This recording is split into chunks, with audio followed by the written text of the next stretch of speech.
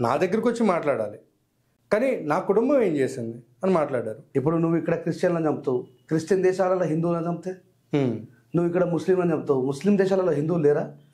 అక్కడ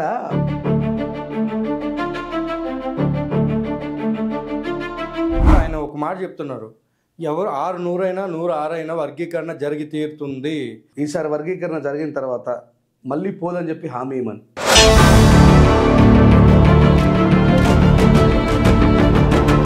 ఇప్పుడు మన దేశంలో ముఖ్యంగా జరిగేది వివక్షత అని మీరు మాట్లాడుతున్నారు. ఆ వివక్షత మత వివక్షత కూడా ఒకటి తోడై ఉందనేసి అనుకోవచ్చు అంటారా? రెడ్డి కులానికి చెందిన ప్రియాంక రెడ్డికి జరిగిన సత్వర న్యాయం ఒక దళిత కులానికి చెందిన టేకు లక్ష్మికి జరగలేదు. ఎక్కడ వచ్చింది స్త్రీ జాతికి స్వాతంత్రం, ఏ స్త్రీకి ఇచ్చింది స్వేచ్ఛ ఈ భారతదేశం, అడుగడుగున మంటలు పెడుతున్న చరితము, అత్యాచారాలకు అవుతుంది నిలయము, నడి రోడ్డున చంపుతున్న స్పందించని సమాజం, దినదినమున దిగజారుతూ బ్రతుకుతుంది ఈ జగం, ఎక్కడ వచ్చింది స్త్రీ జాతికి స్వాతంత్రం. ఆయన రాజ్యాంగాన్ని రాసింది కూడా చాలా తక్కువ. వాళ్ళందరూ కాదు, ఒక్కడే. Is mister Hamara Prasad, Christian హమారా ప్రసాద్. ఆ క్రిస్టియన్ హమారా ప్రసాద్కి మాదిగలకు రేంజర్ల రాజేష్ సవాల్ విసురుతున్నాడు అని అంటున్నారు. కాన్స్టిట్యూషనల్ ఎక్స్ప్లెయినర్గా, రాజ్యాంగాన్ని వివరించే వ్యక్తిగా. అంటే మొన్న వచ్చిన ఒక వీడియో కూడా ఉంది. ఏమని? రాముడి గురించి కొంచెం చాలా వ్యంగ్యంగా ఆయన చాలా క్లియర్గా రాశాడు భక్త తుకారంలో. నీ భక్తుడనయ్యాను, నిత్య దరిద్రుడనయ్యాను, సేవలు చేశాను, నా బ్రతుకే నైవేద్యం చేశాను, చేసిన మేలును మరిచేవాడా నువ్వా దేవుడివి, నువ్వు ఒక వ్యర్థుడివి. బ్రాహ్మణ కులానికి చెందిన ఒక విప్లవ రచయిత ప్రశ్నిస్తే ఈ దేశంలో తప్పుగా, రంగు రాళ్ళను తెచ్చి రమ్యము గుడిగట్టి రాతి ప్రతిమల చేసే ఖ్యాతిగాను, రాయిని దేవుడు నుంచి మొక్కుతే దీవించ పలుకున విశ్వదాభిరామ విప్లవేమ అని వేమన్న ప్రశ్నిస్తే ఒక రెడ్డి కులానికి చెందిన వ్యక్తి తప్పులేదు. బైరి నరేష్ ప్రశ్నిస్తే ఒక శాలోడు, ఒక బీసీ వాడు, వీడు శూద్రుడు, పాదాల నుంచి పుట్టినవాడు, పై 3 వర్ణాలకి సేవ చేయడానికి పుట్టిన సేవ కులంలో పుట్టినవాడు మమ్మల్ని ప్రశ్నిస్తాడు.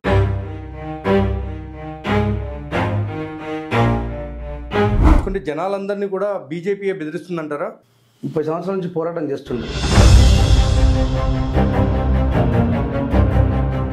రేంజర్ల రాజేష్కి కులపిచ్చి అసలైన అంబేద్కరిస్టులు మాదిగలే, మాలలు కాదు. బాబాసాహెబ్ అంబేద్కర్ గారికి వ్యతిరేకంగా కాంగ్రెస్ గవర్నమెంట్ తయారు చేసుకున్నటువంటి ఒక బానిసను తీసుకొచ్చి రాష్ట్రాలలో ప్రచారం చేసినటువంటి మందకృష్ణ ఒక గొప్ప అంబేద్కరిస్టు.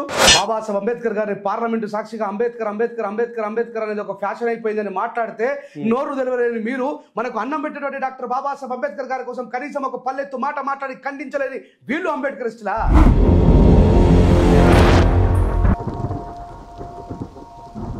హాయ్, హలో, నమస్తే. నేను మీ అంకర్ నాగేంద్ర అండి. ఈరోజు మనకి ఒక స్పెషల్ గెస్ట్ ఆయన మన స్టూడియోకి రావడం జరిగింది. ఆయన ఎవరో గారు, రేంజర్ల రాజేష్ గారు. సో ఈరోజు ఆయన ఇంటర్వ్యూ చేయడం అనేది వర్గీకరణ గురించే కాదండి, మన ఛానల్లో ఫస్ట్ టైం ఆయన కనిపిస్తున్నారు కాబట్టి ప్రతి ఒక్క విషయం గురించి ఆయనతో చర్చించడానికి మనం ప్రయత్నం చేద్దాం. నమస్కారం రేంజర్ రాజేష్ అన్న. Thank you so much for coming to Aira media. Anyway అన్న, ఇప్పుడు జరుగుతున్న సిచ్యువేషన్స్ ప్రతిదీ ఒక్కొక్కటిగా మనం మాట్లాడదాము. అందులో మెయిన్గా స్టార్టింగ్ నుంచి వస్తే సనాతన ధర్మం, మను ధర్మం, వీటి మధ్య వ్యత్యాసం గురించి అసలు ఏది మానవాళికి ఇంపార్టెంట్? చాలా బాగా అడిగినరు. ధర్మం అనేది పూర్తిగా స్వచ్ఛమైన మంచి ధర్మం అంటేనే.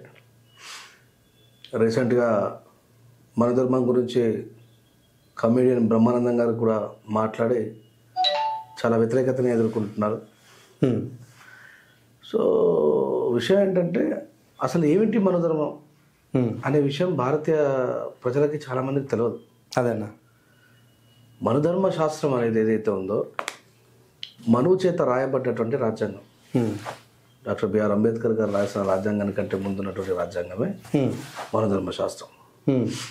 అది ఆ కాలానికి అనుగుణంగా, అప్పుడున్నటువంటి ప్రజల జీవన విధానానికి అనుగుణంగా దాంట్లో రకరకాల చట్టాలు ఉన్నాయి, రకరకాల.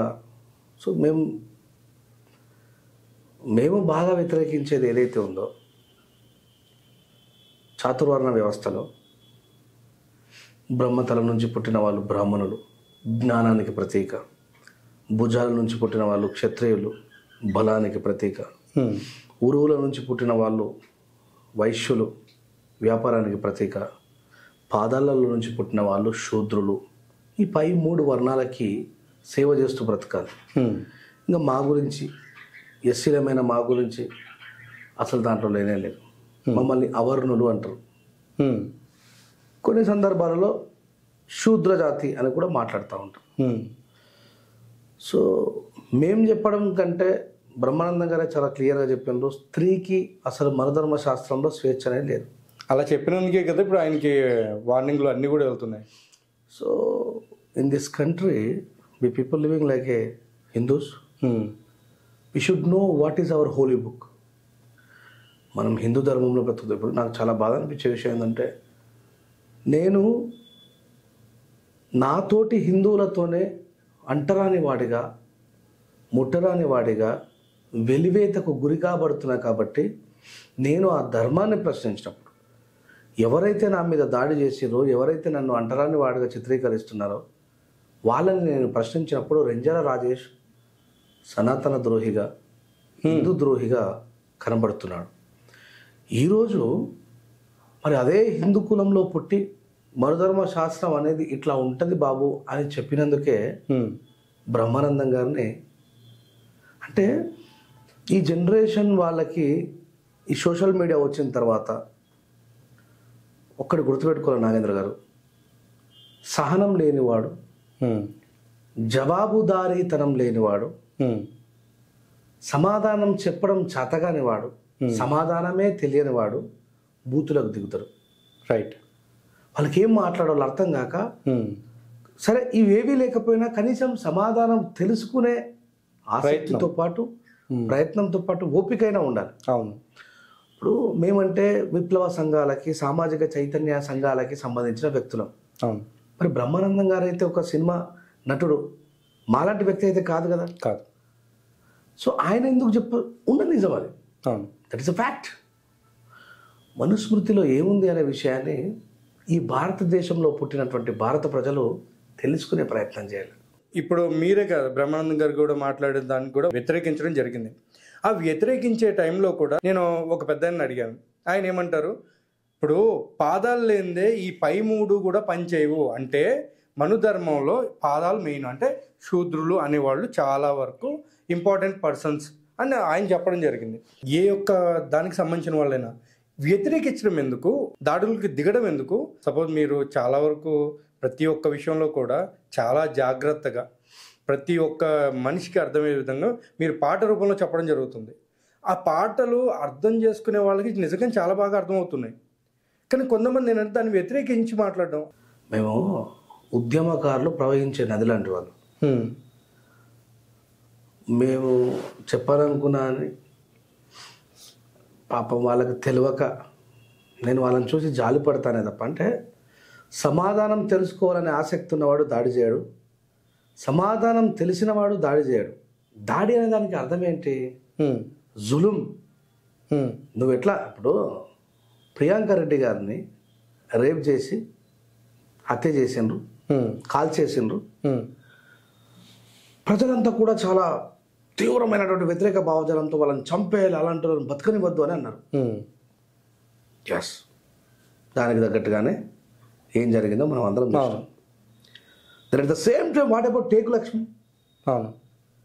ప్రియాంక రెడ్డికి జరిగిన సేమ్ సిచ్యువేషన్ ఒక దళిత కులానికి చెందిన ఆదిలాబాద్ జిల్లాలో టేకు లక్ష్మికి జరిగింది.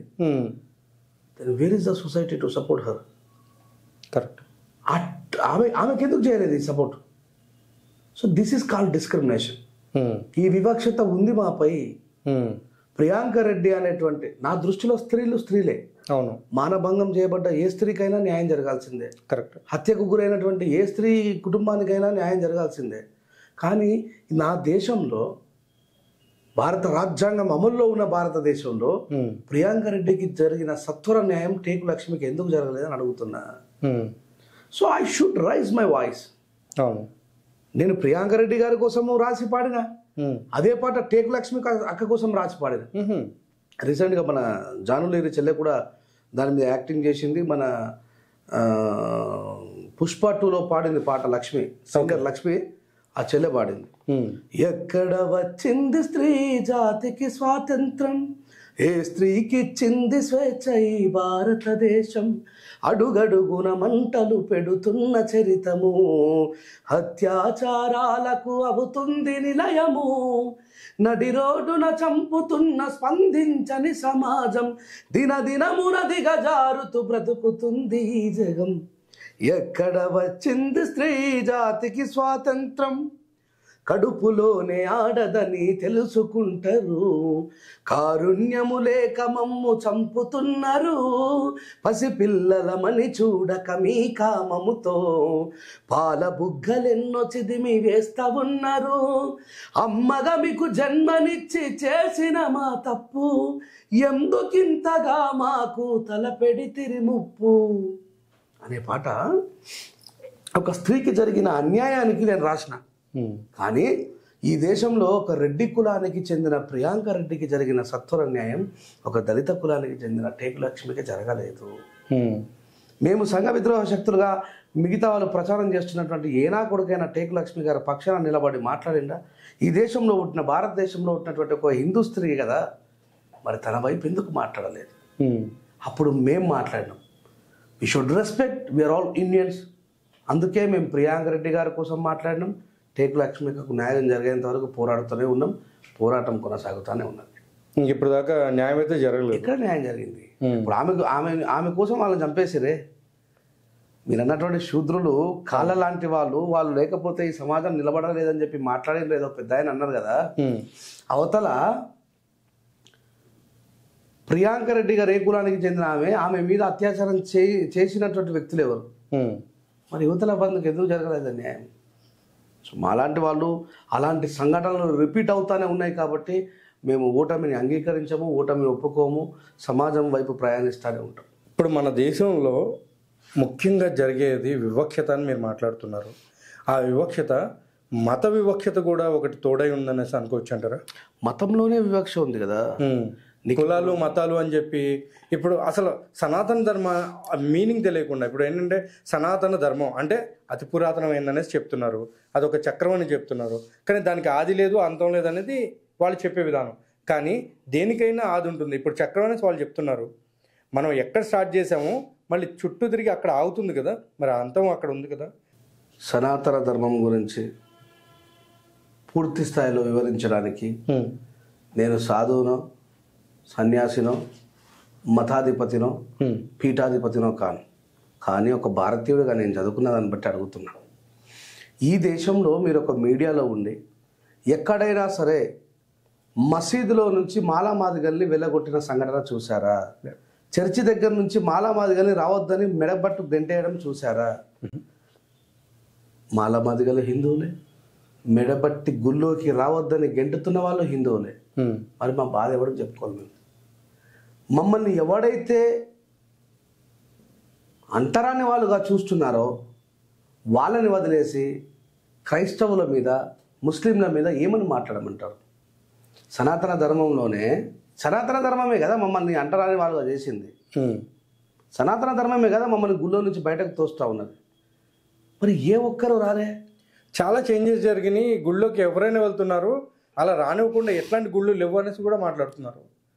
వందలాది ఎవిడెన్స్ చూస్తూ ఉన్నాం మనం, వందలాది ఎవిడెన్స్ చూస్తాను. గౌరవ ముఖ్యమంత్రి కేసీఆర్ గారి సొంత జిల్లాలో దళితులని బొడ్రాయి పండుగ దగ్గరికి రానియకుండా చితకబాదిన స్త్రీలని, దళిత స్త్రీల బతుకమ్మలు ఊర్లో అందరూ చెరువులో వేసిన తర్వాత వేయమన్న సంఘటనలు ఎన్ని కావాలి కోకొల్లో. నిన్నగాక మొన్ననే మొట్టమొదటిసారి నాకు చాలా బాగా అనిపించిన విషయం ఏంటంటే, చీకోటి ప్రవీణ్ గారు క్రాంతి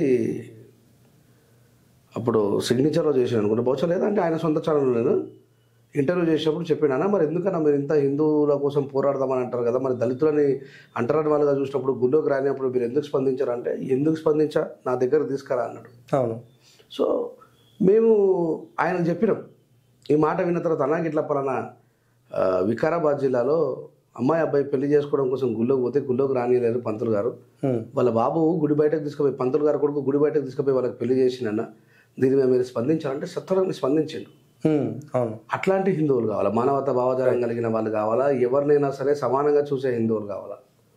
ఇప్పుడు నన్ను గుడిలోకి రానియనోడే హిందూ పేరు మీద రానియకపోతే నేను హిందూ మతానికి సంబంధించిన హిందూ సంఘానికి సంబంధించిన వాడు నాకు అన్యాయం చేసిన చెప్పి నా నోట్ల నుంచి అదే చెప్పాల్సి వస్తుంది. అట్లా మిగతా వాళ్ళకి ఏంటంటే రంజాన్ రాయిస్ ఎందుకు కేవలం హిందువులనే టార్గెట్ చేస్తారు, నన్ను టార్గెట్ చేసింది హిందువులే కదా, నేను హిందువులే కదా, మరి నేనెవరికి చెప్పుకోవాలా బాధ. నేను హిందువులు టార్గెట్ చేస్తే ముస్లింలను తిట్టాలా, నేను హిందువులు టార్గెట్ క్రైస్తవులను తిట్టాలా, తిట్టలేను కదా. అంతేగా మరి అదే విషయం. వాళ్ళకి ఏమనిపిస్తుంది అంటే రంజాన్ రాయిస్ సనాతన ఎందుకు ఇష్టం ఉండదంటే ధర్మం అంటే ఏంటి, అందరినీ సమానంగా చూడడం. మరి నీ దగ్గర చాతుర్వర్ణ వ్యవస్థలో నువ్వు ఏమంటున్నావు, ఈ కిందున్న వాళ్ళు పై ముగ్గురికి సేవలు చేయాలా, ఇదేం ధర్మం నాకు అర్థం కాదు. ధర్మం అనేది నేనేమనుకుంటానంటే మనుస్మృతిలో క్లియర్గా రాసింది ఉంటుంది, అధ్యయనం అధ్యాపకం బ్రాహ్మణ నామ కల్పయాతని. చదువు నేర్చుకోవడము నేర్పడం రెండు కూడా బాపనలు ఉంటాయి. అందుకే మీ అమ్మకో చదువు రాదు, మా అమ్మకో చదువు రాదు. ఎందుకంటే బహుశా మనం ఇద్దరం శూద్రం కావచ్చు. మీరు ఒకవేళ బ్రాహ్మణ అయితే మీకు ఉంటుంది. ఎందుకంటే అంబేద్కర్ గారు రాసిన రాజ్యాంగానికి కంటే ముందు పుట్టిన వాళ్ళకి బ్రాహ్మణులకు తప్ప ఇంకెవరికి చదువు లేదు, అదే చట్టం. మనుస్మృతిలో అధ్యయనం అధ్యాపకం బ్రాహ్మణ నామ కల్పయాత అనేది ఒక చట్టం. అట్లాంటి చట్టాలు ఈ శూద్ర కులాలకు సంబంధించిన దాంట్లో చాలా ఘోరమైన భయంకరమైన వివక్ష ఉంది. దాంట్లో శూద్రులకు బ్రాహ్మణులకు సంబంధించిన స్త్రీకి కూడా చదువు లేదు కదా. సతీ సహగమనం అందరికి చేశారు కదా, బ్రహ్మానందం గారు మాట్లాడేది అదే. సతీ సహగమనం చేసినప్పుడు మరి పతి సహగమనం చేయలే, సతీ సహగమనం చేసినప్పుడు పతి సహగమనం చేయాలి కదా, మరి ఎందుకు చంపలే మొగోలని. ఇలాంటి ఇది ఎవడైనా ప్రపంచంలో హర్షిస్తాడా అసలు? నువ్వు ముందే ముసలి నా కొడుకువి, నువ్వు ఒక యంగ్ అమ్మాయిని పెళ్లి చేసుకుంటావు, నువ్వు దగ్గుదమ్ము రోగంతో దేంతో చచ్చిపోతావు, మళ్ళీ ఆ స్త్రీకి ఇంకో జీవితం లేకుండా నీతో పాటే ప్రాణమున కాస్త అగ్గిపుల్ల తలిగితేనే తట్టుకోమే వెలువెల్లాడిపోతూ ఉంటావు. అలాంటి ఒక స్త్రీని అందరూ చూస్తుండగా ఇంతకంటే సాంఘిక దుర్గతి ఇంకేముంటుంది. ఇది ధర్మం, ఇంకా దాన్ని మనం చెప్పుకోవాలా, ఇది మా ధర్మం అని చెప్పి చెప్పుకోవాలా. గురజాడ అప్పారావు గారు అండ్ వీరేశలింగం పంతులు గారు దానికి వ్యతిరేకత చాలా వరకు తీసుకుని వచ్చి దాని నుంచి చాలా మందిని కూడా రక్షించడం జరిగింది. ఈ విషయం అంటే బ్రిటిష్ వాళ్ళు దానికోసం ఒక ప్రత్యేకమైన చట్టం చేసిరంటే మనం ఒప్పుకోరు. ఎస్, బ్రిటిషర్ చూసి ఏంది what is this non sense, పశువుల కంటే హీనంగా ఒక స్త్రీని. అదే మరి నీ ఇంట్లో నీ సొంత బిడ్డ తెలుసో తెలియకనో నీ భార్య వేరే పనులలో బిజీగా ఉన్నప్పుడు తండ్రిగా ఉన్న నువ్వు నీ కూతురు పోయి ఎక్కడైనా స్టవ్ను దేని ముట్టుకుంటే ఆమెకు బొబ్బ కట్టిపోతే వచ్చి పిల్లాన్ని కొడతాం. అవును, ఏం చేస్తున్నావు, ఏం బిగుతున్నావు నువ్వు ఇంట్లో ఉండి, పాపక జరిగిందని. అట్లాంటి ప్రేమతో పెంచుకున్నటువంటి కూతురుని తీసుకుపోయి కన్నం కూడా సతీ సహనం చేస్తూ ఉంటే చూస్తూ గుండెలు బాదుకొని రోధించిన తండ్రులు ఎంతమంది. అది మన ధర్మం అని చెప్పి గర్వంగా చెప్పుకోవడమా? మరి నిజంగా మీరు అంత గొప్ప ధర్మవాదులు అయితే తీసుకుపోయి మీ పిల్లల్ని మీ బిడ్డల్ని ఏంటి లోపల చూద్దాం. ఇప్పుడు అట్లా చేస్తే భారత రాజ్యాంగం ఊరుకుంటుందా? అసలు స్త్రీని కోపంతో చూస్తే ఊరుకుంటుందా? తనపై చేయేసి చూకుంటుందా? నువ్వు నిప్పులలో తోయడం మాట పక్కన పెట్టు. So that is the different thoughts. అందుకే నేను ఏమంటానంటే నాకు చాలా బాధ అనిపించే విషయం ఏంటంటే ముస్లింలు ఎప్పుడు కూడా ఖురాన్ గురించి చర్చించుకుంటూ ఉంటారు, క్రిస్టియన్లు ఎప్పుడు బైబుల్ గురించి ప్రతి ఆదివారం మాట్లాడుకుంటారు. కానీ హిందువుల మత గ్రంథం ఏది, దేన్ని ఫాలో కావాలా, దేన్ని పట్టుకొని ముందుకు పోవాలా? అసలు సనాతనం అనేది ఎప్పుడుండే, ఇప్పుడు ఈ మధ్య ఎందుకు అంటే ఇప్పుడు ఏమైపోయింది భారతదేశంలో అంటే బీజేపీలో ఏం చెప్తే అదే ఫ్యాషన్ అయిపోయింది. ఇప్పుడు అసలు దాడులు ఎక్కడ చూసినా సరే దాడులు కూడా జరుగుతున్నాయి కదన్నా అలా చూసుకుంటే.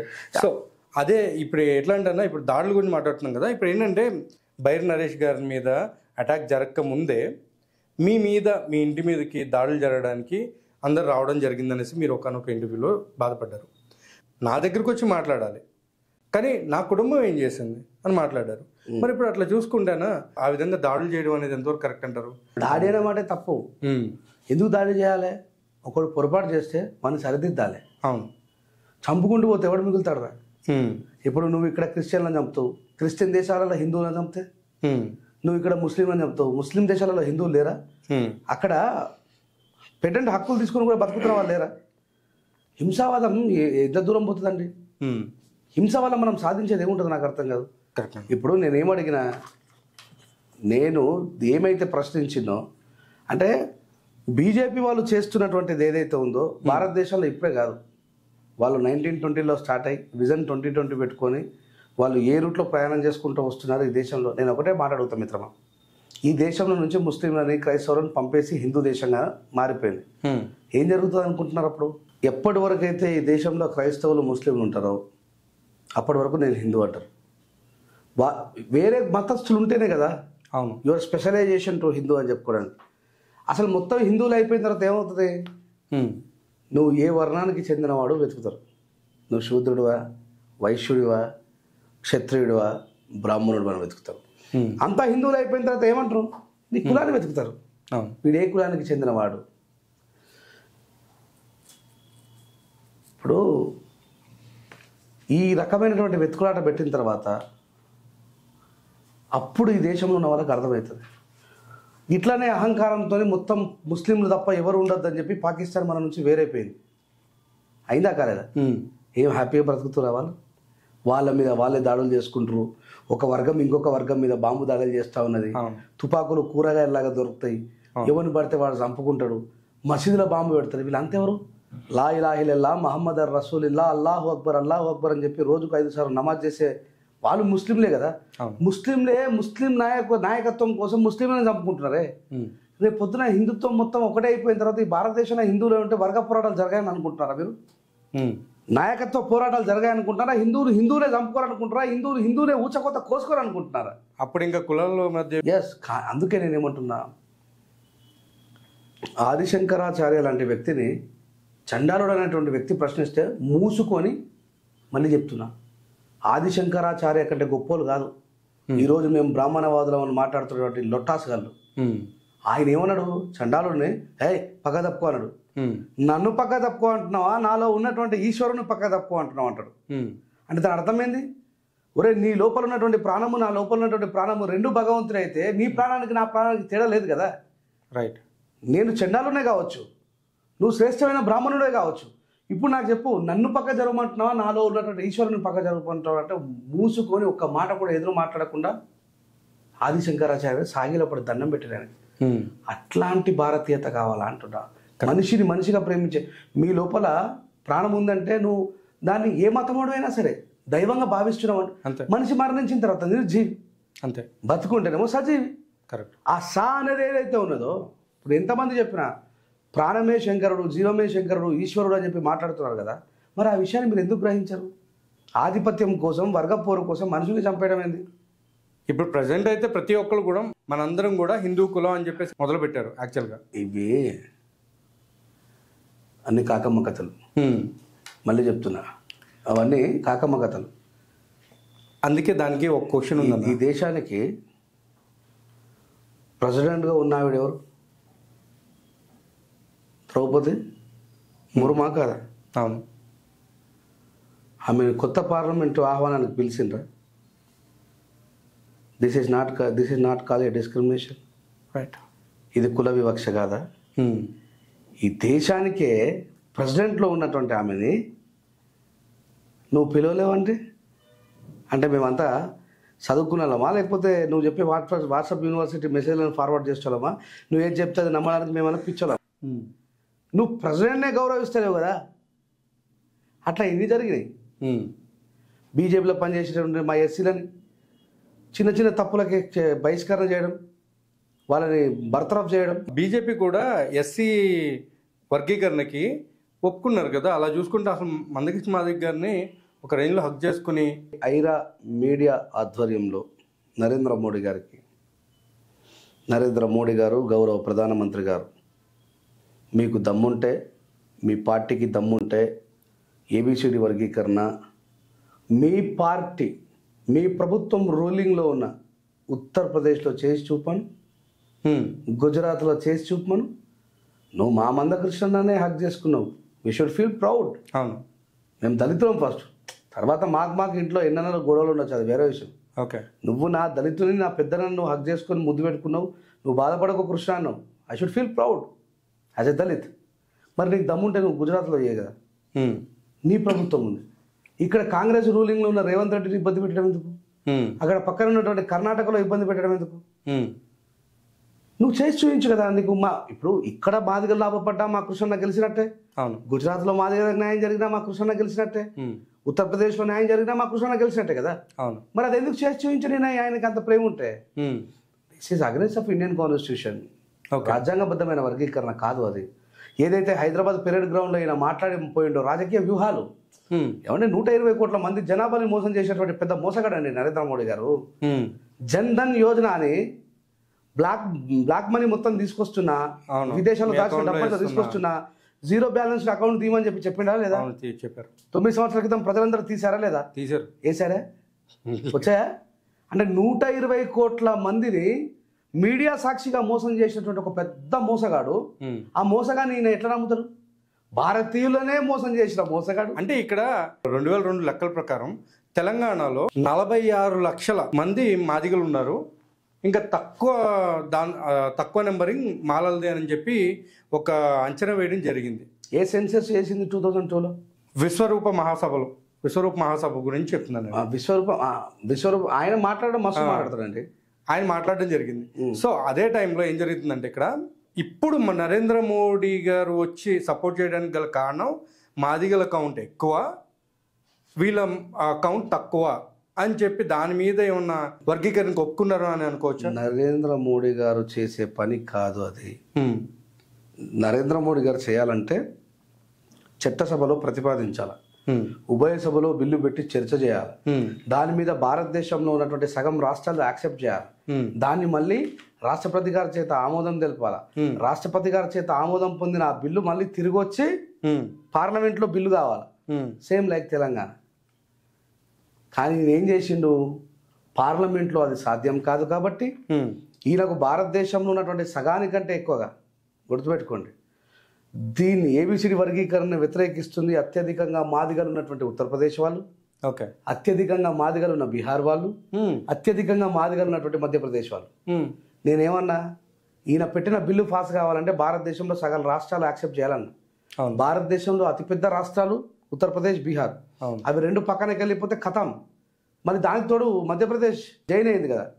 ఇంక నరేంద్ర మోడీ గారి మాట ఎక్కడ చెల్లుతుంది? అక్కడ చెల్లదు. కారణమే ఇక్కడ ఈ మాదిగ సామాజిక వర్గాల ఓట్లని తన బీజేపీకి వేయించుకోవడం కోసం విశ్వరూప సభలో ఆయన ఏదైతే మాట్లాడిండో ఆ మాట్లాడిన దాన్ని రిటైర్మెంట్కి దగ్గరగా ఉన్నటువంటి చంద్రచూడ్ గారు, మళ్ళీ చెప్తున్నా గుర్తుపెట్టుకోండి, చంద్రచూడ్ గారు తీర్పిచ్చింది ఆగస్టు 1వ తారీఖున, నవంబర్ 10వ తారీఖున ఆయన పదవి కాలం అయిపోయింది. అంటే సహజంగా రిటైర్మెంట్కి దగ్గర ఉన్నటువంటి ఆఫీసర్లు అందరూ ఏం చేస్తారో మనకు తెలుసు. అవును. సో ఈయన పోతూ అదొకటి సలహాలు సూచనలు ఇచ్చిపోయాడు. That is not a judgement, it is a suggestion. Okay. So ఇచ్చిపోయాడు.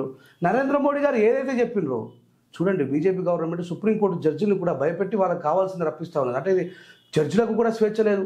ఎవరైతే న్యాయం కోసం తీర్పిస్తారో వాళ్ళకి కూడా స్వేచ్ఛ లేకుండా చేస్తుంది బీజేపీ గవర్నమెంట్. అంటే ఇప్పుడు జడ్జిలను కూడా బెదిరించేటువంటి స్థితిలో బీజేపీ ఉందంటారా?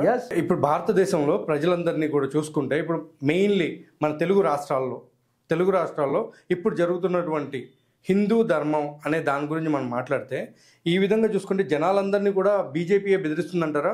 బీజేపీలో ఉన్న నాయకులే బెదిరిస్తున్నారు అనేసి అనుకోవచ్చా? లేకపోతే ఇప్పుడు ఏదైతే విశ్వరూప మహాసభలో మాలల వర్గీకరణలో వాళ్ళ ఎస్సీ ఎస్టీల వర్గీకరణ గురించి మాట్లాడారు కదా, ఆ టైంలో మందకృష్ణ మాదిగ గారు ఒక మాట అన్నారు, నరేంద్ర మోదీ గారు కనుక మన వర్గీకరణకి సపోర్ట్ చేస్తే ఆయనకి మనందరం కూడా తోడుందామా అని ఒక మాట అడగడం జరిగింది. సో ఆ విధంగా చూసుకుంటే మరి ఆయన చేస్తాను అని మాట ఇచ్చినట్టే కదా. నేను ఒక విషయం చెప్తాను. ఆయనే మీడియాలో మాట్లాడుతున్నారు, చాలామంది చేస్తున్నారు మోసం చేశారు అన్నాడా లేదా? ఒకటి చెప్తా గుర్తుపెట్టుకోండి. సుదీర్ఘంగా 30 సంవత్సరాల నుంచి పోరాటం చేస్తుండు.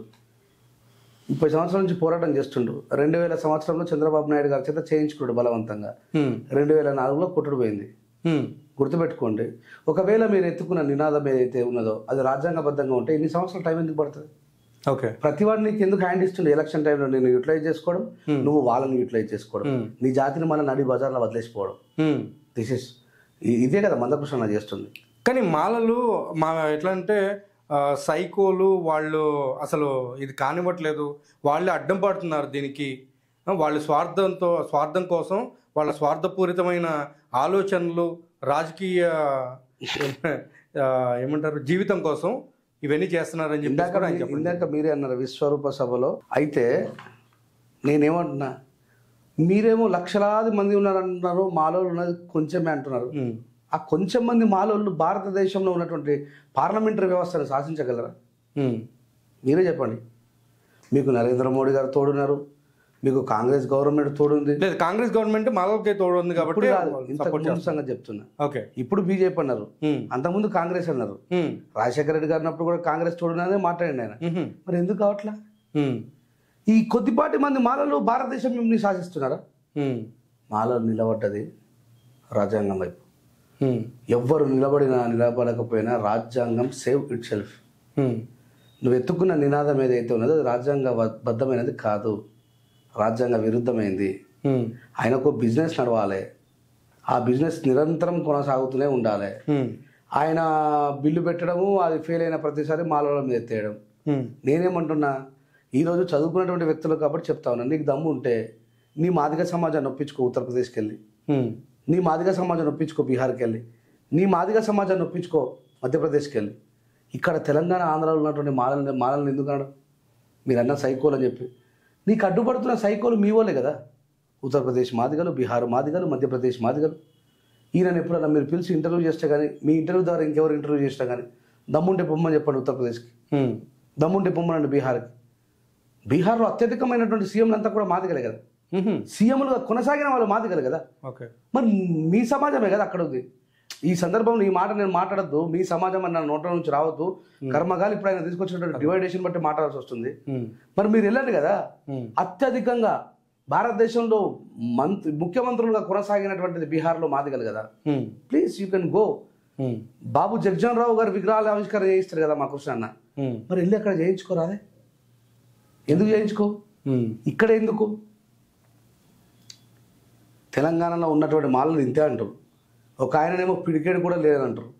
మరి ఆ మాలలు అంత పెద్ద మంది ఎవరున్నారు?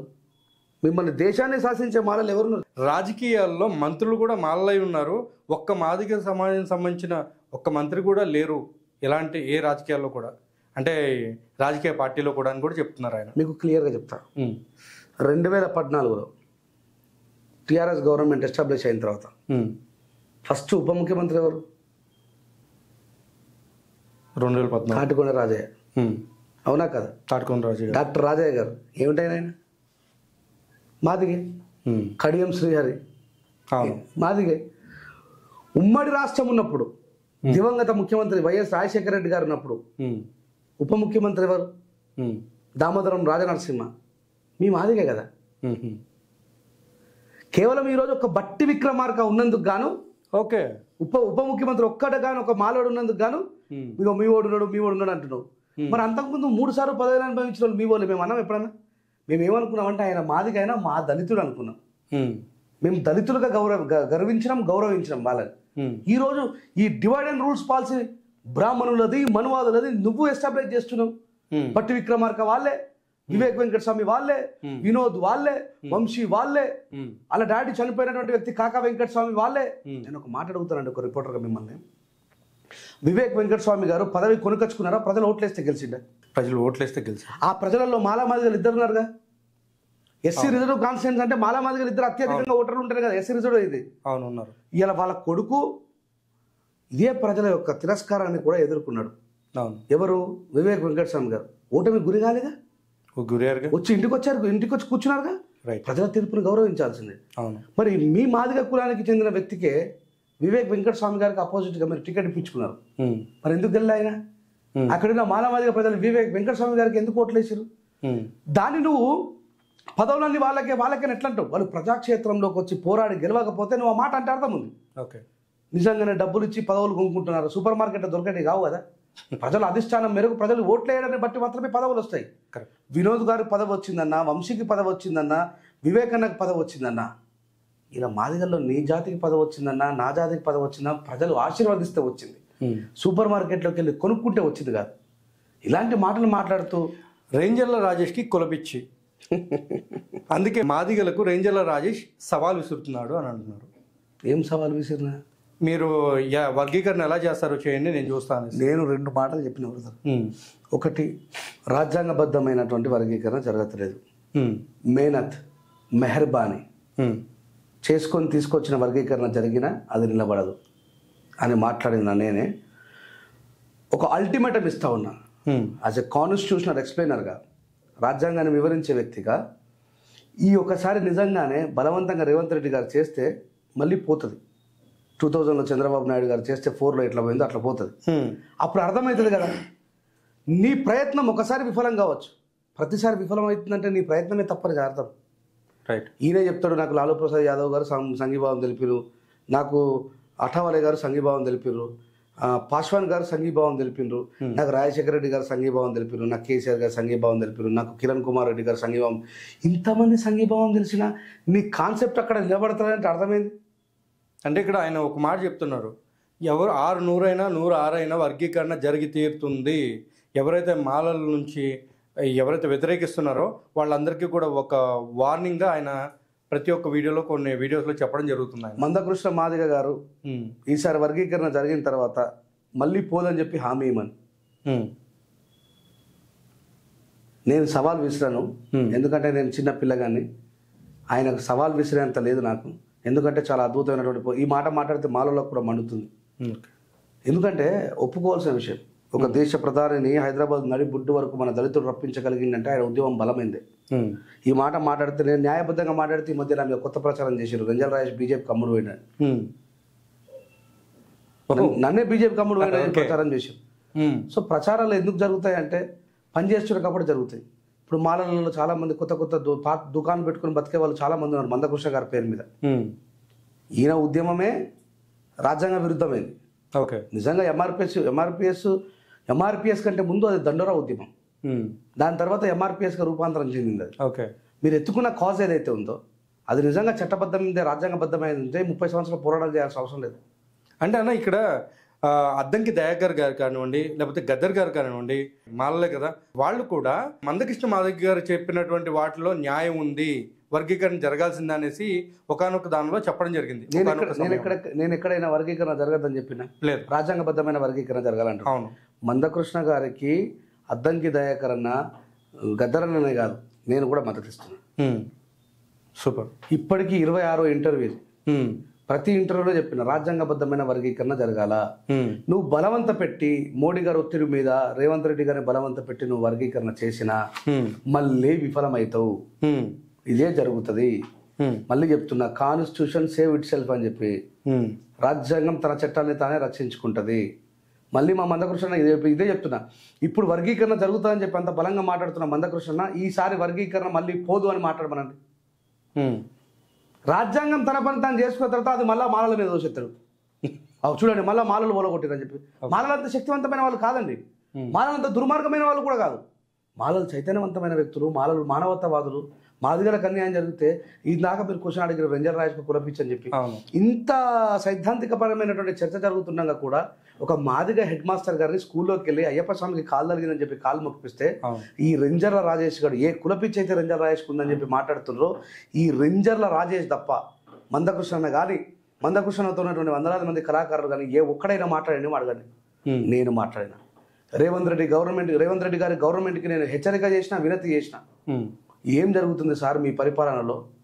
ప్రభుత్వ ఆఫీస్లోకి వచ్చి ప్రభుత్వ హెడ్ మాస్టర్ గారి బట్టలు చిరిగిపోయేలాగా కొట్టి స్టూడెంట్ కాలు మొక్కిస్తుంటే మీరు ఏం చేస్తున్నారు, మీ చట్టాలు ఏం చేస్తున్నాయని చెప్పి ఒక నా మాదిగ సహోదరుడికి జరిగిన అన్యాయాన్ని ఈ రేంజర్ల రాజేష్ అనే కులపిచ్చని ముద్రేస్తున్న చెత్త నా కొడుకులారా నేను ప్రశ్నించగానే మీ గొంతులు ఎవరు కూడా ప్రశ్నించలేరు.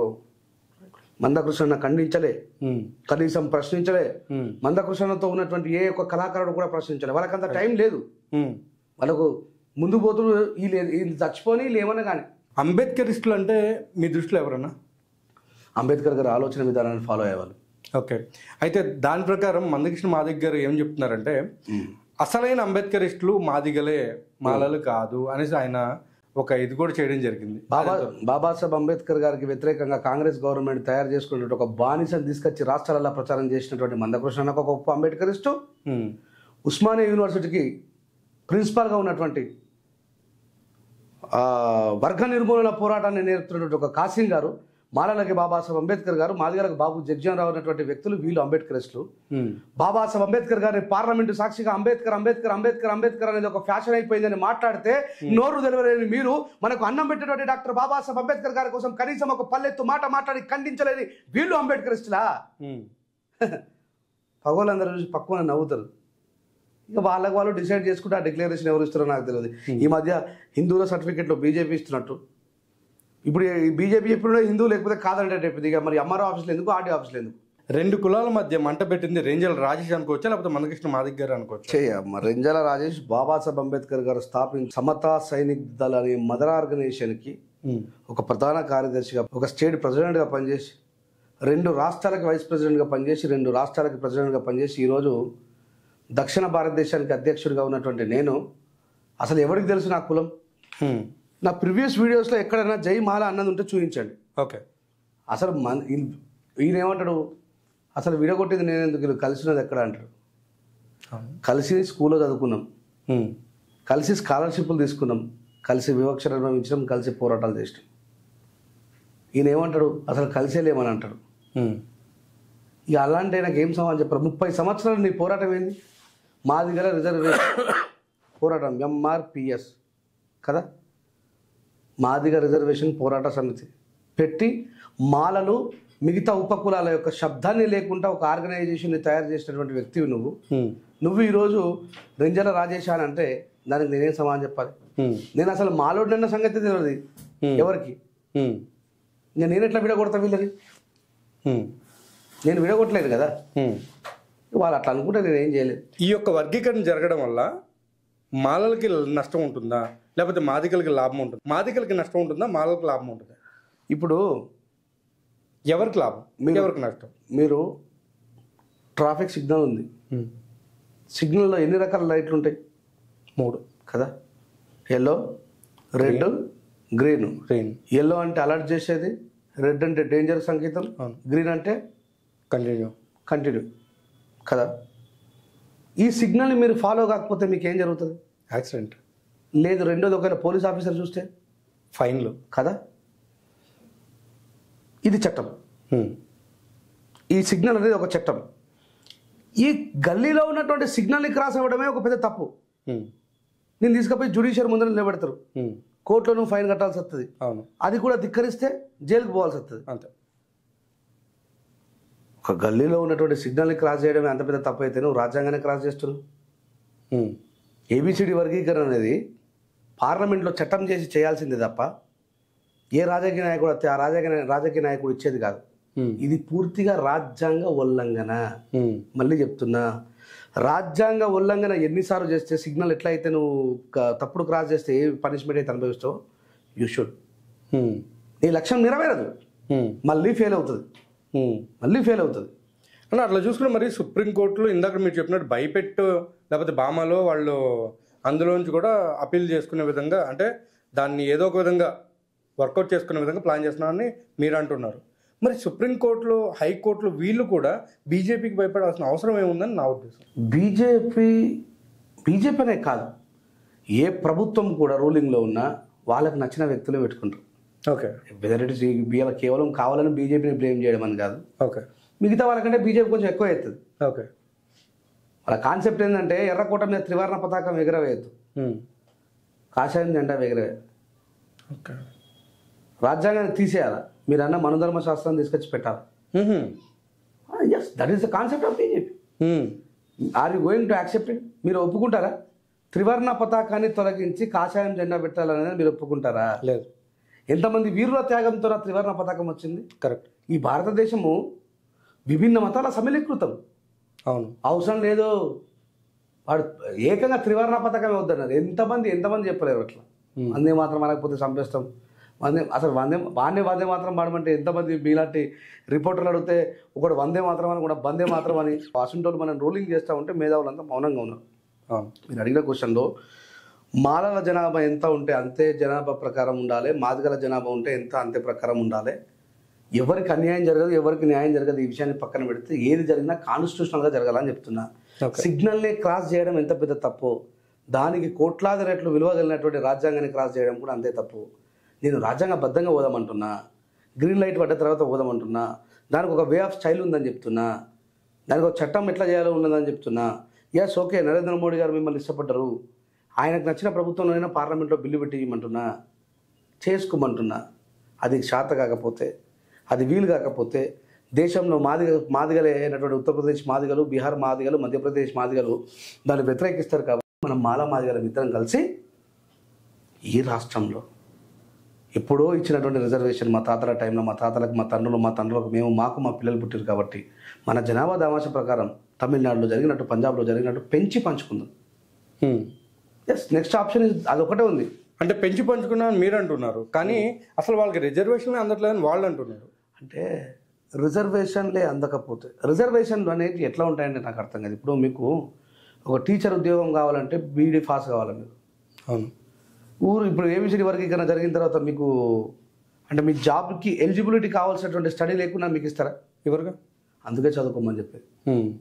చదువుకొని పోటీ పడితే మీరు మాలల్ని క్రాస్ చేసేంత చదువుకోవాలని చెప్తా.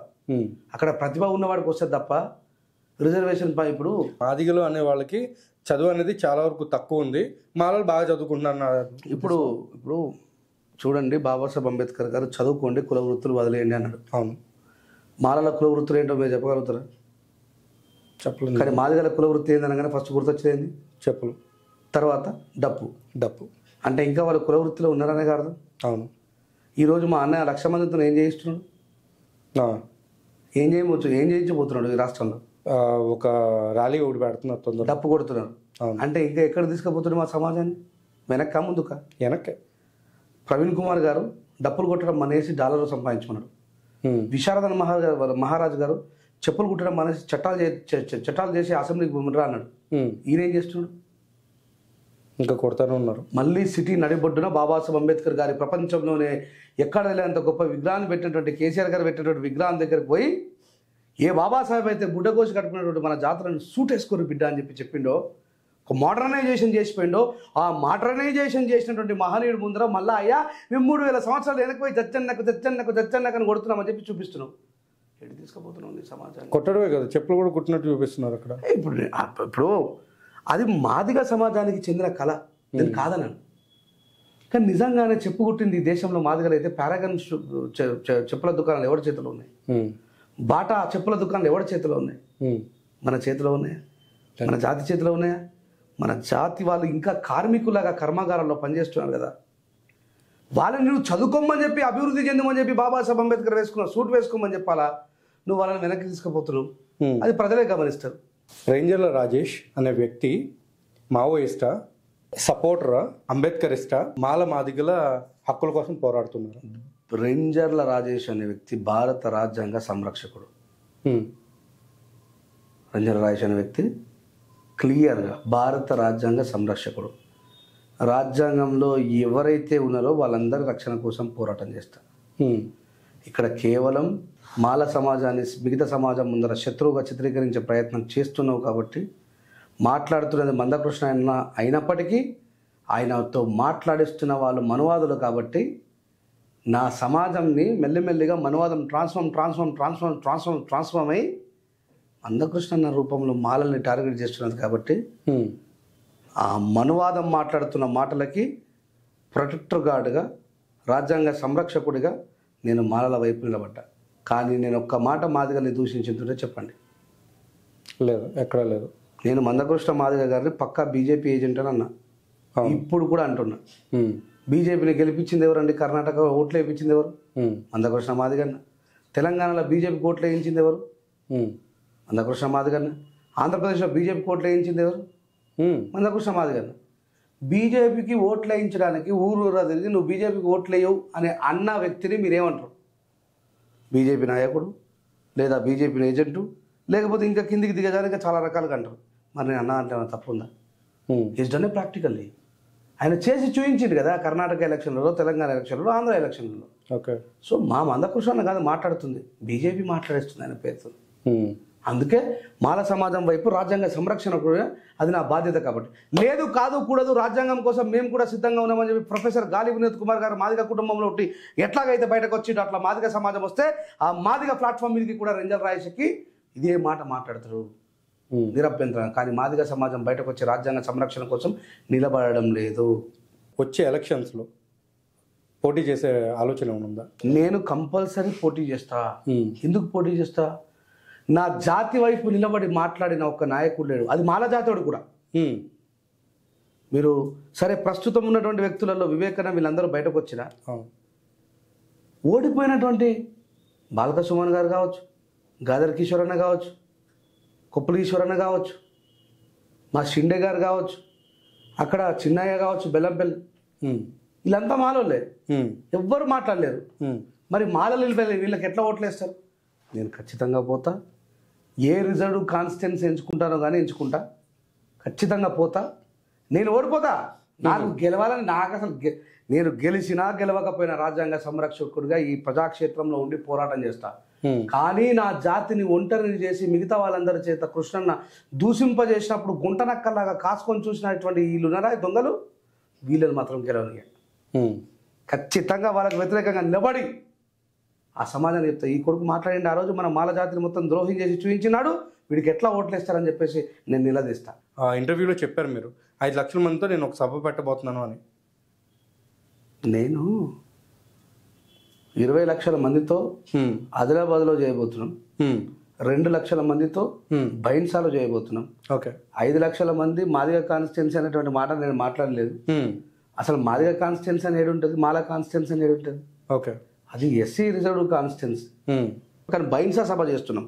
ఓకే. ఫిబ్రవరి 16వ తారీఖు నాడు 2 లక్షల మంది రాజ్యాంగ పత్రులు పట్టుకొని సేవ్ ఇండియన్ కాన్స్టిట్యూషన్ పేరు మీద మేము చేయబోతున్న కార్యక్రమం అది.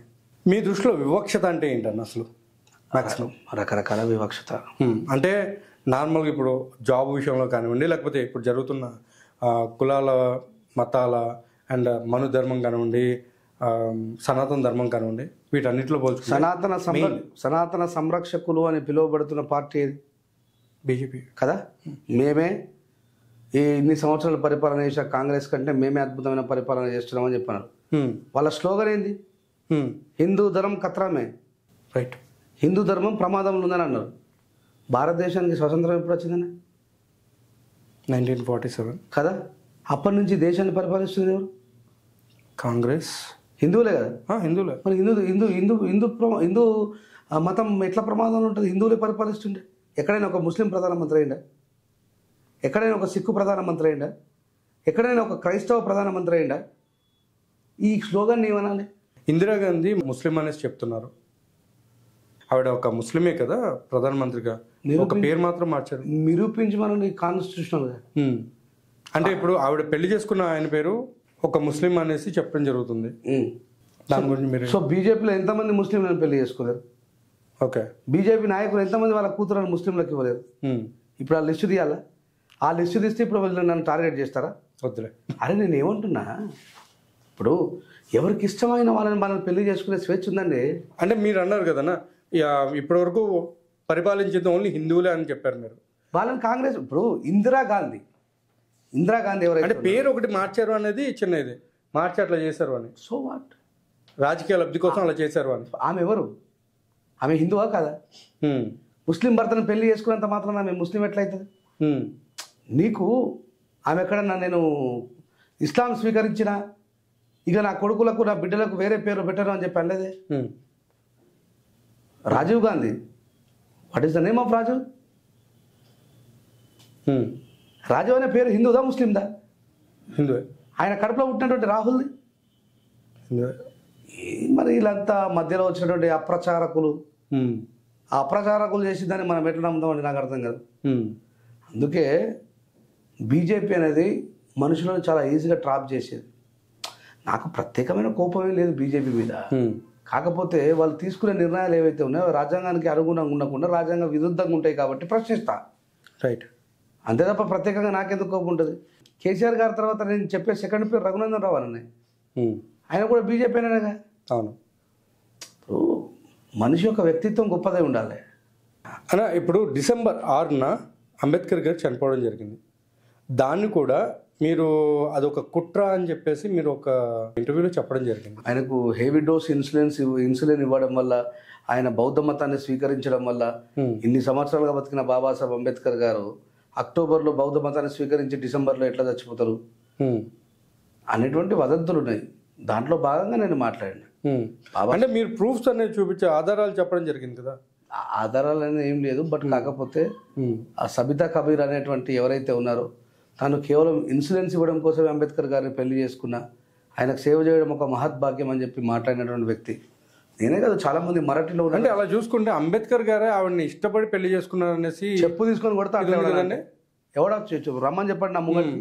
ఆయన అరే ఉన్న ప్రేమలేఖలు కూడా రాశారు అని చెప్పేసి కూడా ఉంది. అది ప్రతి యదవకి సమాధానం చెప్పే రోజు దగ్గరలోనే ఉంది.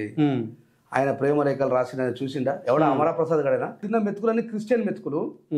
వాడు మొత్తం వీళ్ళకు నాకు అర్థం కాదు. ఈ హిందూ సంస్థలో ఉన్న వాళ్ళందరికీ క్రిస్టియన్ ఎందుకు దొరుకుతారో నాకు అర్థం కాదు.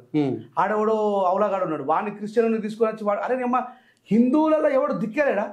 క్రిస్టియన్లో ఉన్న వాళ్ళందరూ వెతుక్కొని వచ్చి మా హిందూ ధర్మ ప్రచారకులు అని చెప్పి చెప్పడానికి ఈ హిందూ ధర్మాన్ని కించపరచడం కాదా?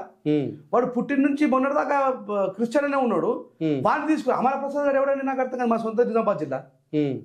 మా సొంత నిజామాబాద్ జిల్లాలోనే సిఎస్ఐలో చదువుకున్నాడు. ఓకే. వాళ్ళ డాడీ గంగాధర అనే ఏరియాలో ఎస్ఐగా రిటైర్డ్ అయ్యిండు. ఒక అతిపెద్ద కానిస్టేబుల్ కుటుంబానికి సంబంధించినటువంటి వాళ్ళ కొడుకు. ఈయన మున్నూరు కాపమని పెళ్లి చేసుకొని నేను మున్నూరు కాప అని చెప్తారు. ఈ క్రిస్టియన్ దొరికిండ ఇట్లా అడ్డం బొట్టు పెట్టుకొని వచ్చి నేను ఈయనకేం తెలుసు లొటపీస్ హిందూ ధర్మం గురించి రమ్మని చెప్పండి, మాట్లాడమని చెప్పండి. అంబేద్కర్ గారిని వ్యతిరేకించడం తప్పితే వాని దగ్గర హిందూ స్టఫ్ ఏం లేదు. ఎప్పుడైనా మీరు ఇప్పుడు ఈ మాట అంటే ఒకసారి ఇక్కడ కూర్చొని అష్టాదవ పురాణాల గురించి పేర్లు ఒకటి చెప్పాను. ఆ చేతుల ల్యాప్టాప్ లేకుండా, చేతుల సెల్ ఫోన్ లేకుండా వందే మాత్రం పాడమనండి, జనగణమన అధినాయక జయ హే అని పాడమనండి.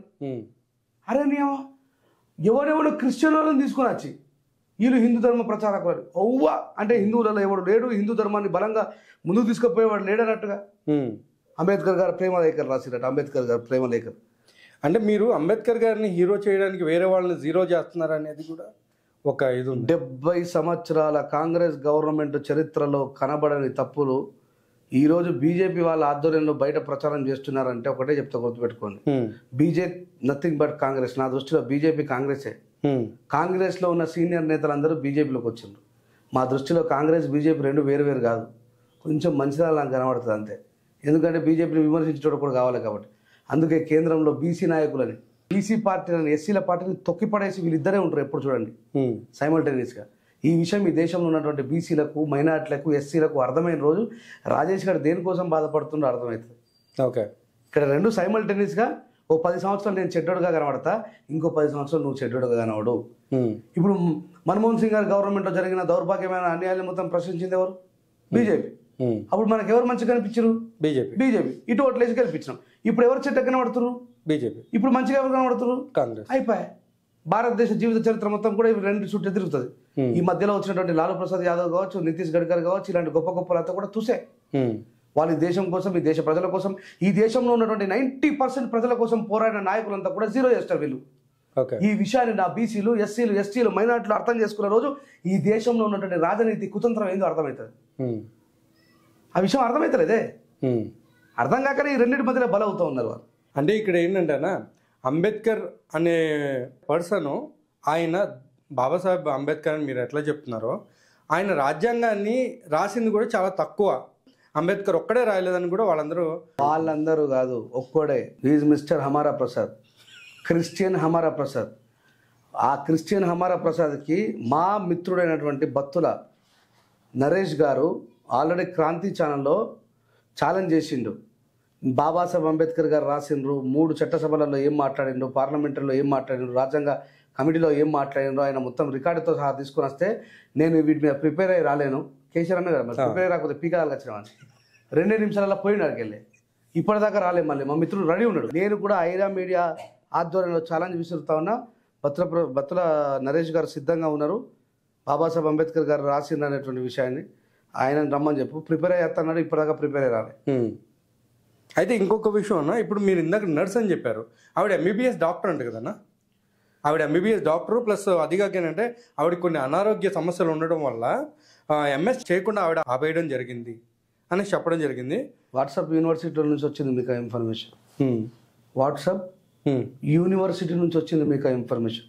బహుశా మీకు క్వశ్చన్ ఎవరైతే ఇది అడుగు అని చెప్పి రాసిర్రో వాళ్ళని రాసింది మీరు రాసుకుంటే అది తప్పు.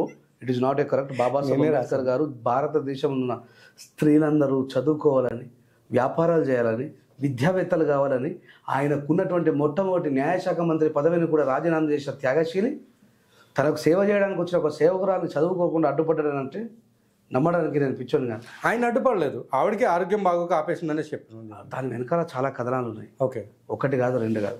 అలా మాట్లాడుకుంటూ పోతే I don't want to expose about of her. ఆమె ఏ ప్రాసెస్ కోసం వచ్చిందో ఆ ప్రాసెస్ విజయవంతంగా పూర్తి చేసుకున్నది. సో ఆమె గురించి మేము పెద్దగా మాట్లాడాల్సిన అవసరం కూడా లేదు. మాకు బాబాసాహెబ్ అంబేద్కర్ త్యాగం అవసరం.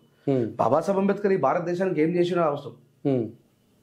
ఇప్పుడు ఎవరైతే చాలా మంది విమర్శిస్తారో ఆ బీసీలు 27% రిజర్వేషన్ తినట్లేదా? నన్ను రీసెంట్గా మొన్న ఒక యాంకరు కలిసి అడిగింది, ఏమండి రాజేష్ గారు, మరి మీ అంబేద్కర్ గారికి అగ్రవర్ణాలను పిలువబడుతున్నటువంటి మాలో పేదలు ఉన్నారనే సంగతి తెలియదండి, మా కోసం ఎందుకు రాశారు. కానీ కాంగ్రెస్ గవర్నమెంట్ దాన్ని ఇంప్లిమెంట్ చేయలేదు. బీజేపీ గవర్నమెంట్ వచ్చిన తర్వాత ఎకనామికల్ వీకర్ సెక్షన్ తీసుకొచ్చింది. బాబాసాహెబ్ రాసిందే కదా. 3% వ్యక్తులు మాత్రమే ఉన్నారు సెన్సెస్లో, వాళ్ళకి 10%, 7% ఎక్స్ట్రా రిజర్వేషన్ ఇచ్చారు. అది అంబేద్కర్ గారు రాసిందేనండి. ఎకనామికల్ వీకర్ సెక్షన్ బాపులలో, కోమటలలో మీరన్న ఈ పై 3 వర్ణాల్లో ఉన్నటువంటి వాళ్ళలో కూడా పేదవాళ్ళు ఉంటారు. వాళ్ళు కూడా ఎస్సీ ఎస్టీలతో బీసీలతో సమానమైనటువంటి రిజర్వేషన్ ఉండాలని బాబాసాహెబ్ అంబేద్కర్ రాసిండు. కానీ 60 సంవత్సరాల కాంగ్రెస్ ప్రభుత్వం దాన్ని అమల్లోకి తీసుకురాకపోతుంది అంబేద్కర్ గారు తప్ప. బీజేపీ తీసుకుని వచ్చింది. నేను సపోర్ట్ కొట్టించిన కదా. నిరంతరం బీజేపీని నేను కోప్పడే వ్యక్తిని, బీజేపీ మీద మాట్లాడే వ్యక్తిని, బీజేపీ చేసిన గొప్ప పని నా తండ్రి బాబాసాహెబ్ చేసిందని చెప్పి సపోర్ట్ కొట్టించిన. సో అది బాబాసాహెబ్ అంబేద్కర్ గారు అందరి కోసం అన్ని చేశారు, కాకపోతే ప్రచారం చేయలేవు బాబాసాహెబ్ అంబేద్కర్ గారి యొక్క త్యాగాన్ని. అయితే ఇప్పుడు నేను అడగబోయే ఇంకొక విషయం ఏంటంటే మన బైరి నరేష్ గారి గురించి. బైరి నరేష్ గారు మీకు చాలా వరకు మంచి స్నేహితులు, ఇద్దరు కలిసి చాలా వరకు ప్రసంగాల్లో కూడా ఉంటారు. చాలా వరకు కాదు, మంచి స్నేహితుడు. చాలా వరకు కదా, చాలా వరకు కాదు, దానికంటే ఎక్కువ. ఓకే, మంచి స్నేహితులు. ఈ మధ్య కాలంలో కూడా ఒక వీడియో బయటికి రావడం జరిగింది. అది 10 సంవత్సరాల క్రితం అనేది కూడా చెప్పడం జరుగుతుంది, అది వేరే సంగతి. బట్ ఎప్పుడైతే ఆయన ఆ విధంగా దూషణలు చేయడం మొదలుపెట్టారో హిందూ దేవీ దేవతలని, మీరు ఎప్పుడు కూడా ఆయన్ని ఆపలేదా? అలా చేయడం కరెక్ట్ కాదా, అలా మాట్లాడడం కరెక్ట్ కాదు ఆయన? ఎందుకంటే ఒకానొక సమయంలో అయ్యప్ప స్వామి గురించి మాట్లాడిన టైంలో కూడా మీరు ఆయన వెనకాల కూర్చోవడం జరిగింది. నేను చెప్తా ఉన్నా అందుకే. ఇప్పుడు నెక్స్ట్ మీరు ఏం క్వశ్చన్ అడగబోతున్నారో నాకు తెలియదు. నెక్స్ట్ నేను ఏం ఆన్సర్ ఇవ్వబోతున్నాను నాకు తెలియదు. లేదు, ఐఎమ్ కో స్పీకర్ కదా. బైరి నరేష్ గారు మాట్లాడిన కంటెంట్ తప్పు కాదు, ప్రజెంట్ చేసిన కంటెంట్ తప్పు. ఓకే, ఆయన ఉపయోగించిన భాష అది అవతలను గాయపరిచింది. అదే మాట గరికపాటి గారు చెప్పారు, అదే మాట గరికపాటి గారు చెప్పారు. కానీ అది మనకు తప్పు అనిపించారు, ఎందుకంటే అది కొద్ది గ్రాంధికమైనటువంటి భాషలో ఉంటుంది కదా. ఈయన తెలంగాణలో మాస్ భాషలో చెప్పాడు. ఓకే, అది అవతలను ఇబ్బంది పెట్టింది. రెండవ విషయం, నేను ఇన్ని సంవత్సరాల జర్నీలో ఆయన కొంచెం పొడబాటుగా అవతల వాళ్ళని బాధపరిచే విధంగా మాట్లాడింది అదొక్కటే తప్పితే ఎక్కడ ఆయన తప్పు మాట్లాడలేదు. అంటే మొన్న వచ్చిన ఒక వీడియో కూడా ఉంది, ఏమని రాముడి గురించి కొంచెం చాలా వ్యంగ్యంగా. నేను ఒక విషయం చెప్తాను బ్రదర్. ఈ దేశంలో రాముణ్ణి, కృష్ణుణ్ణి, అల్లాని, యేసు ప్రభుని ప్రశ్నించిన వాళ్ళు చాలామంది ఉన్నారు. బైరి నరేష్ ఒక బీసీ కాబట్టి నేను ఒక విషయం చెప్తా. శ్రీశ్రీ గారు తెలుసు మనందరికి. ఆయన చాలా క్లియర్గా రాశాడు భక్త తుకారంలో, నీ భక్తుడనయ్యాను, నిత్య దరిద్రుడనయ్యాను, సేవలు చేశాను, నా బ్రతుకే నైవేద్యం చేశాను, చేసిన మేలును మరిచేవాడా నువ్వా దేవుడివి, నువ్వు ఒక వ్యర్థుడివి, నీకొక పేరు లేదు, రూపం లేదు, నీతి లేదు, నియమం లేదు, నిజానికి నువ్వే లేవు, లేవు లేవు లేవు, ఉన్నావా అసలున్నావా, ఉంటే కనులు మూసుకున్నావా, ఈ లోకం కొల్లు చూడకున్నావా, ఉన్నావని కనుగొన్నామని మొన్నెందరెందరో అన్నారు, ఉన్నావని చూస్తున్నావని నమ్మి ఎందరో ఉన్నారు అని ఒక బ్రాహ్మణ కులానికి చెందిన ఒక విప్లవ రచయిత ప్రశ్నిస్తే ఈ దేశంలో తప్పు కాదు. రంగు రాళ్ళను తెచ్చి రమ్యము గుడిగట్టి రాతి ప్రతిమల చేసే ఖ్యాతిగాను రాయిని దేవుడనుచు మొక్కుతే దీవించ పలుకున విశ్వదాభిరామ విప్లవేమ అని వేమన్న ప్రశ్నిస్తే ఒక రెడ్డి కులానికి చెందిన వ్యక్తి తప్పులేదు. బైరి నరేష్ ప్రశ్నిస్తే ఒక శాలోడు, ఒక బీసీ వాడు, వీడు శూద్రుడు, పాదాల నుంచి పుట్టినవాడు, పై 3 వర్ణాలకి సేవ చేయడానికి పుట్టిన సేవ కులంలో పుట్టినవాడు మమ్మల్ని ప్రశ్నిస్తాడా అని కొడతారు మీరు. మరి వేమన్న ఎందుకు కొట్టలే? బ్రాహ్మణ కులానికి చెందిన శ్రీశ్రీ గారు ఎందుకు కొట్టలే? Correct. This is not call a discrimination. అంటే ఈ దేశంలో ఫలానా కులానికి చెందిన వాళ్ళు ప్రశ్నించే అధికారం కూడా లేదు అని చెప్పడం కోసమే ఈ దాడులు. వాళ్ళు రాసిన పుస్తకాలు చదివే కదా సార్ మేము మాట్లాడేది. రైట్. ఈ దేశంలో అందరికంటే ముందు చదివేవారికి వచ్చిందని చెప్పినా విప్లవమైనా, భగవద్గీత అయినా, బైబుల్ అయినా, ఖురాన్ అయినా తెలుగులో తర్జుమా చేసిన వాడు ఎవడు సార్? బాపనోళ్ళే కదా. రైట్. మరి ఈరోజు మేము మాట్లాడిన మాటలు తప్పులైతే రాసిన వాళ్ళు తప్పు. మరి మా మీద దాడులు ఎందుకు? రాష్ట్రాన్ని దొరకబడుతున్నాగా. అవునా కదా?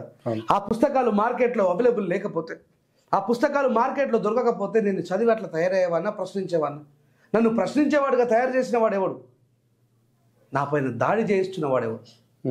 బైరి నరేష్ నీలాగా నాలాగా అందరిలాగా పెరిగిన సామాన్యమైన వ్యక్తి కదా. ఆయనకు ఆ పుస్తకాలు, ఆ చరిత్రను అందుబాటులో పెట్టడం వల్ల ఆయన అది చదివి అట్లా తయారై ప్రశ్నిస్తూ ఉన్నాడు.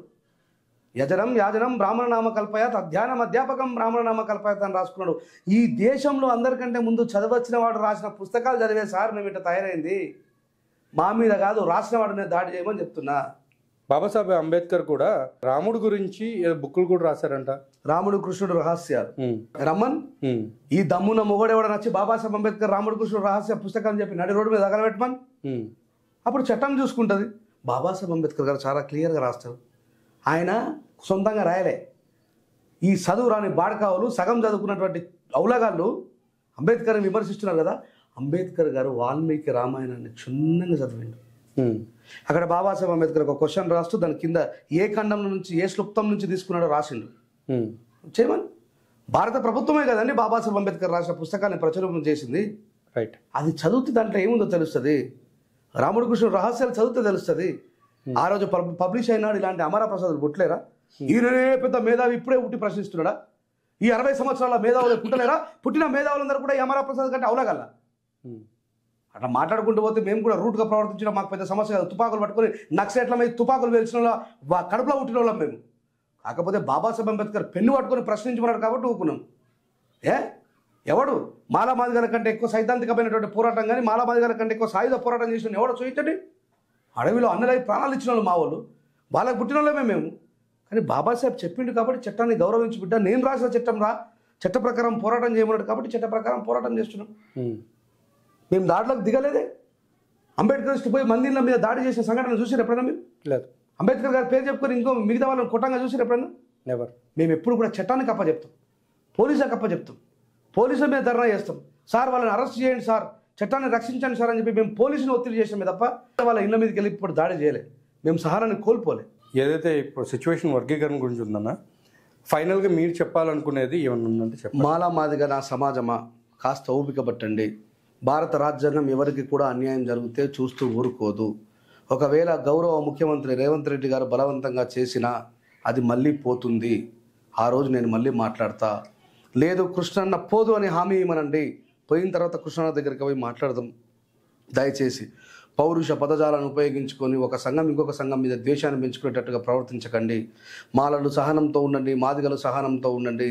రాజ్యాంగం చట్టం తను చేసే పని తను చేసుకుంటూ ముందుకు పోతుంది అనే విషయాన్ని తెలియజేస్తూ, మరి మీరెవరు కూడా దీన్ని సొంతానికి తీసుకోకుండా చాలా సహృదయంతో రాజ్యాంగం తన పని తాను చేసుకునే దిశగా ముందుకు పోవాలని మనస్ఫూర్తిగా కోరుకుంటూ, ఎవరు ఇంకొకరిపై దూషణలు చేసుకుని వాదులాడుకునేటట్టుగా ప్రవర్తించద్దని చెప్పి తెలియజేస్తూ, ఐరా మీడియాని సబ్స్క్రైబ్ చేయండి, కామెంట్ చేయండి, షేర్ చేయండి.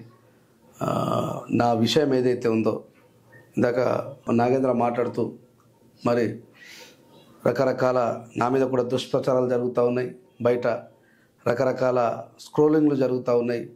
మరి అలాంటి వాళ్ళకి ఏం సమాధానం చెప్తావన్నా అని అడిగితే అనే సమాధానం చెప్తాను తెలియజేస్తూ thank you very much. Thank you so much.